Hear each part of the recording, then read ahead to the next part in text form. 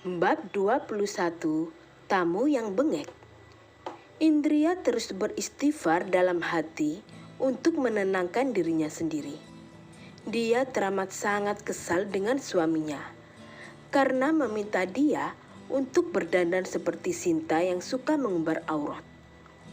Ya Rob, semoga engkau memberikan suamiku hidayah dan tidak lagi memintaku untuk melakukan hal yang engkau larang. Indria tiba-tiba menangis. Dia merasa lelah dengan pernikahan ini. Sedangkan dia dan suaminya memiliki pemikiran yang bertolak belakang. Entah bagaimana ke depannya jika terus seperti ini. Indria ingin menyerah, tapi masih takut melangkah. Dia sadar jika perceraian bukan jalan terbaik. Akan terlalu banyak yang kecewa, seperti kedua mertuanya yang begitu sayang padanya seperti anak kandung sendiri. Ya Rob, ini adalah ujian terberat dalam hidup hamba. Ketika hamba diberi teman hidup yang tidak sejalan, hamba hanya takut jika kelak tertipu daya oleh cintanya dan berpaling dari mencintaimu. Tiba-tiba terdengar ketukan pintu yang begitu keras. Indria, cepat keluar, temanku sudah datang, ujar Yongki dengan nada seperti atasan yang dominan. Iya, jawab Indria mencoba untuk bersabar. Indria merapikan lagi jilbab dan cadarnya, kemudian memakai kacamatanya. Sebenarnya matanya normal dan dia tidak minus. Itu hanya kacamata anti radiasi biasa saja. Terlebih lagi, bola matanya beda warna dengan gadis Indonesia pada umumnya. Dulu saat pertama kali mengajar, semua orang mengira jika dia memakai softlens sebagai gaya-gayaan. Makanya, dia memilih menutupi pakai kacamata saja biar tidak menjadi bahan gibah. Kamu ngapain saja sih di dalam kamar terus? Tanya Yongki dengan wajah cemberut. Sungguh Indria gemas sekali. Ingin rasanya mencubit kedua pipi suaminya atau bibir yang dimonyongkan itu. Tetapi apalah daya, dia hanya berani melakukannya di angan saja. Ditanya kok tidak dijawab? Tanya Yongki sok jutek, tapi dalam hatinya resah. Indria memilih memalingkan wajah dan berlalu duluan melewati suaminya. Ah, sial, dia beneran marah, umpat Yongki dalam hati.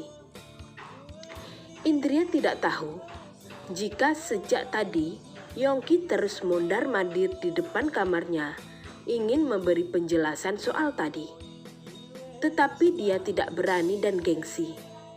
Alhasil, saat Miftah datang dengan spontan, Yongki mengetuk pintu cukup kasar sebagai pelampiasan. Karena Indria di dalam kamar terus dan tidak keluar-keluar. Assalamualaikum, sapa Miftah begitu melihat Indria. Waalaikumsalam, jawab Indria. Dia senang sebab teman Yongki begitu ramah dan sopan. Sedangkan Yongki hanya melirik saja dari balik punggung sang istri. Sebab dia sangat tahu bagaimana karakter Miftah yang sesungguhnya. Perkenalkan, nama saya adalah Miftah, ucap Miftah antusias. Indria kaget. Dia ingat jika nama Miftah adalah seseorang yang tadi menelpon suaminya. Indria dalam hati merasa menyesal sebab sudah menduga yang buruk-buruk.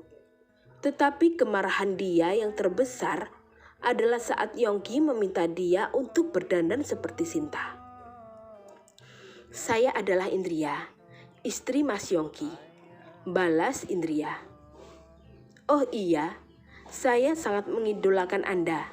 Apakah Anda tahu foto Anda semakin viral? Tanya Miftah. Foto siapa? Tanya Indria heran. Loh, foto Anda yang baru turun dari mobil. Aku kira itu memang foto mahasiswa asal jepretan saja, tapi hasilnya bagus. Kebetulan saya juga suka mobil itu. Mau beli tapi sudah tidak ada, keluh Miftah. Indria hanya tertawa lirih. Kalau soal itu, dia sudah tahu dari beberapa teman sesama dosen. Tetapi melihat sikap Miftah yang berterus terang dan ramah, dia merasa jika Miftah lelaki yang cukup baik. Miftah, tidak usah basa-basi. Ayo kita segera makan, aku sudah lapar.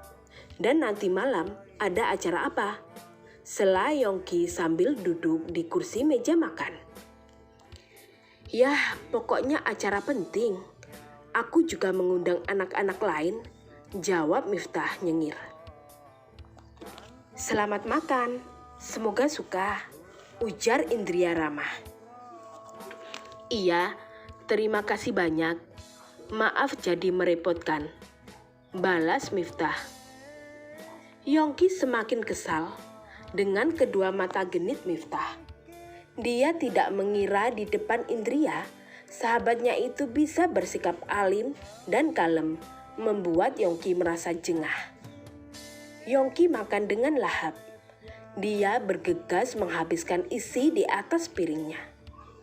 Miftah, ayo kita buruan berangkat. Katamu acara penting, sela Yongki. Miftah melongo, sebab makanannya masih separuh dan tidak rela pergi begitu saja. Mas, biarkan makanannya dihabisin dulu. Lagian sudah aku buatkan salad juga belum dimakan, bujuk Indria. Ya sudah, kalau gitu buruan ambilkan, jawab Yongki. Saat Indria pergi ke dapur, Miftah langsung berbisik pada Yongki. Sial, masakan istrimu sedap sekali, bro. Katamu mau melihat mobil, malah genit pada istriku, umpat Yongki emosi. Cie, sudah ada yang mulai baper nih, goda Miftah. Ye, sorry, selera aku bukan dia, elak Yongki. Yakin? Kalau gitu buat aku saja deh. Aku yakin jika dia buka cadar akan cantik sekali. Makanya suruh dia buka cadarnya, balas Miftah. Yongki teringat kejadian tadi. Malah dia akan salah bicara dan membuat Indria salah paham lagi. Setelah Indria datang, seketika mereka berdua langsung diam. Semoga suka ya, ucap Indria ramah. Pasti suka, semua masakan yang Nona Indria masak selalu enak, puji Miftah. Nona, untuk gadis yang belum menikah, sindir Yongki memperingati. Oh iya, maaf, kalau gitu panggil apa? Sela Miftah salah tingkah. Indria saja, jawab Indria kalem. Miftah sangat antusias menikmati salad buah. Tidak henti-hentinya memuji Indria dan sengaja memanasi Yongki. Alangkah beruntungnya sekali Yongki. Dia memiliki istri sepaket komplit seperti Anda. Sudah masakan enak dan tidak neko-neko lagi, ucap Miftah serius. Terima kasih, jawab Indria senang juga disanjung seperti itu. Sayangnya, suaminya malah tidak menganggap dia begitu. Saya juga mau satu saja istri seperti Anda. Pasti akan saya jaga dan saya cintai sepenuh hati. Saya sudah lelah saja mencintai perempuan yang hanya memandang fisik. Nyatanya, apa yang sudah saya korbankan tidak pernah dihargai. Saya malah ditinggal selingkuh, ucap Miftah sambil mengutarakan isi hatinya. Semoga Anda segera mendapat yang terbaik dan menerima Anda apa adanya, pujuk Indria. Indria, kalau Yongki tidak menghargaimu, datanglah pada saya ya. Pasti akan saya membahagiakan dengan segenap jiwa raga. Goda Miftah. Indria jadi kikuk. Kenapa teman Yongki jadi seperti ini? Tetapi melihat lirikan mata Miftah pada Yongki, terlihat hanya sedang mengerjai. Makanya Indria jadi santai saja, tidak terlalu tegang. Mif, ayo kita buruan keluar. Aku mau berganti pakaian dulu. Sela Yongki ingin mengusir sahabatnya secara tidak langsung. Iya, jawab Miftah menahan tawa lihat kegusaran Yongki. Setelah Yongki tidak ada, Miftah menatap Indria serius. Indria, saya sangat menyayangkan dengan sikap Yongki yang bodoh itu. Saya tahu dia sudah mulai menerimamu, tetapi harga dirinya yang di luar nalar itu terus saja berusaha membohongi. Tetapi saya yakin kamu memang yang terbaik untuk Yongki. Jadi jangan pernah menyerah ya. Suatu saat saya yakin Yongki akan sangat mencintaimu sampai sedetik pun tidak bisa jauh darimu, ucap Miftah. Terima kasih atas semangatnya.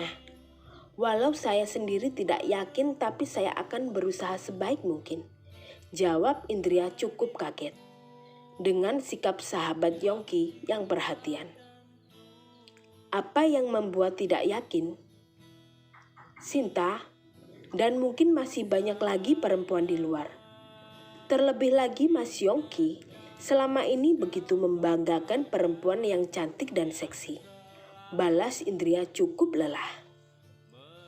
Justru Anda yang paling berbeda dan paling berkesan dari semua yang pernah Yongki kenal.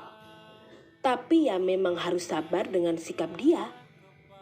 Terkadang Yongki ini selalu mengucapkan kebalikan dari hati dan pikiranmu. Yaitu, karena dia orang gengsian dan tidak mau rendah hati. Balas Miftah tertawa. Indria hanya tersenyum. Ada sedikit rasa semangat lagi. Memang akhir-akhir ini suaminya sudah ada perubahan sedikit demi sedikit. Walau sikap menjengkelkan itu belum hilang. Apa yang kalian obrolkan? Sela Yongki dengan tatapan penuh curiga. Indria terpana, suaminya itu sangat tampan sekali. Kalau rambutnya dikasih minyak dan dinaikkan seperti menantang yang langit. Aku hanya bilang pada Indria, kalau memang tidak cinta denganmu, jangan paksakan. Aku akan siap menunggu karena Indria adalah idaman aku, canda Miftah. Ayo pergi, serga Yongki marah sungguhan. Indria, saya pamit dulu ya. Terima kasih atas semuanya. Lain kali, kalau butuh pertolongan apa-apa, bisa hubungi saya. Anggap saja saya sebagai teman, ucap Miftah. Iya, terima kasih, jawab Indria mencoba menghargai. Setelah keluar dari rumah, Yongki terus mendumel sendiri. Apaan sih? Menjijikkan sekali kamu ini, gumam Yongki dengan tatapan tajam. Kau ini kenapa? Balas Miftah merasa tak berdosa. Lain kali jangan datang lagi ke rumahku, jawab Yongki mendengus kesal. Sudahlah Yongki, akui saja kalau kamu ini sudah mulai mencintai Indria. Jangan terlalu sok, nanti kamu sendiri yang menyesal. Dan soal tadi aku serius loh, kalau Indria sudah tidak mau denganmu, maka aku siap menunggu, sergah Miftah. Aku sungguh ingin menghajar kamu, umpat Yongki. Kau takut? Tantang Miftah. Lihat saja, aku pastikan Indria yang tidak akan bisa jauh dariku, balas Yongki. Jangan egois, aku kenal kamu bukan hanya setahun, 2 tahun. ejek Miftah. Ya sudah, lihat saja nanti, jawab Yongki cuek. Oke, akan aku lihat bagaimana nanti. Mari kita saksikan sama-sama, balas Miftah santai.